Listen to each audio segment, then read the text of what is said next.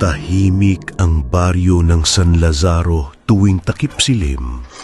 Sa gitna ng mga lumang bahay ay isang punong nara. Matanda na, mas malaki kaysa sa lahat ng bahay roon. Pinaniniwalaang may misteryong pumabalot dito, ngunit walang gustong mag-usisa, lalo na pag lumalim ang gabi.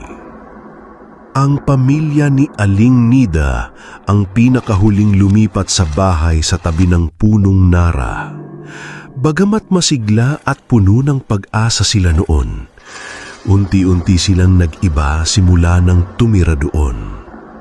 Si Carlo, 11 taong gulang, dati masayahing bata, naging tahimik at palaging natutulala. Ang bunso, si Leia, lagi nang umiiyak sa gabi. Isang beses may narinig si Aling Nida na humahaplo sa bintana ng silid, mahihinang katok, gaya ng kuko sa salamin. Isang gabi, nagising si Carlo dahil sa malakas na kalusko sa labas ng kanilang bahay. Bumangon siya at sumilip mula sa bintana. Inaninag ang silweta ng punong nara at nakitang isang nilalang na nakasabit sa punong ito. Maputla ang mukha, mahaba ang buhok at may pulang mata, parang kinain ng mga ugat ang kanyang katawan. Gumisi ito kay Carlo, tinuro ang lupa sa ilalim ng ugat at biglang naglaho. Saglit lang ang tagpo, mulit nagsimula ng hindi makatulog si Carlo simula noon. Lumipas ang mga araw, naging mas malalim ang takot ng pamilya. Tuwing 10:00 ng gabi, may naririnig silang mga boses na mahihina, mga batang umiiyak, may humahaplos sa dingding, at minsan amoy ng basang lupa na parang sariwang hinuhukay. Si Leia, tuwing madaling araw, nakikita sa ilalim ng lamesa, nakayakap at nanginginig. Tanong ni Nida, "Sino ang nakita mo?" Ang sagot ng bata, "Si ate, may pulang mata, bibisitahin daw tayo mamayang gabi." Nagdesisyong maghanap ng tulong si Nida. Kinausap niya ang matandang si Mang Diego, kilala sa baryo bilang tagapag-alaga ng mga lumang kwento. Dahil sa mga detalye ng kanyang nararanasan, ikinwento ni Mang Diego ang kasaysayan ng punong nara.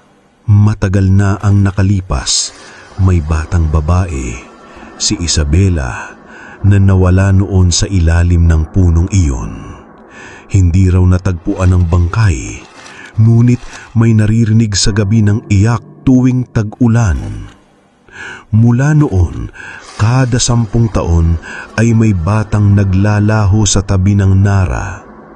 Lahat ng nawawala sumasama sa nilalang na may pulang mata, nagiging bahagi ng ugat ng punong iyon. Binalaan sila ni Mang Diego, huwag na huwag silang lalapit sa puno tuwing gabi, huwag magbubukas ng bintana at huwag kumakain ng prutas o dahon mula sa paligid, dahil ang nilalang ay tumatawag gamit ang pangalan ng mga bata. Ngunit isang gabi, biglang nawala si Carlo. Nagkagulo ang pamilya. Hinanap sa baul, silid, likod bahay. Wala siya. Sa takot, lumabas si Nida at lumapit ang punong nara. Isinuga niya ang ilaw ng lamparaw sa paligid. Ang mga ugat ay gumalaw na parang mga galamay, marahan, tila kinakausap siya. Sa malamlam na liwanag sumilip si Nida. Nakikita niya si Carlo, nakalubog hanggang liig, nakatingin sa kanya, tahimik ang bibig, ngunit lumuluha ng dugo ang mga mata at ilong. Mula sa puno, bumaba ang nilalang. Mahaba ang buhok, pulang mata, balat ay parang may kaliskis ng lupa. Lumapit ito, hinawakan si Nida sa balikat, dinikitan ng kanyang tenga at bumulong. Lahat ng bata kailangang dumaan, hindi matatapos ang gutom. Gusinin mo ang baryo, pero wala nang makakabalik. Nagpapalag si Nida at pilit na bumitaw, subalit bawat galaw niya ay lalong naglulubog kay Carlo. Ang punong nara ay parang humihinga habang ang mga ugat nito ay mahigpit na kumakapit sa katawan ng anak niya at iba pang maliliit na kaluluwa na nakasilid sa ilalim. Sa huling sigaw ni Nida, linamon ng lupa ang liwanag. Isang malamig na hangin ang bumalot sa bahay. Noong sumunod na araw, wala na ang pamilya, tanging pustiso, ilang laruan at lumang larawan ng bata na nakangiti, ngunit may pulang anino sa likod ang naiwan sa bahay.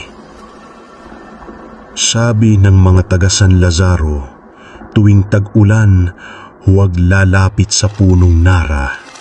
Kapag may naririnig kang katok o iyak sa gabi, isara mo ang pinto. Dahil sa ilalim ng mga ugat nito, may gutom na nilalang na hindi nauubusan ng mga bata. At bawat tanong, bawat sagot, lahat ay pabalik sa takot.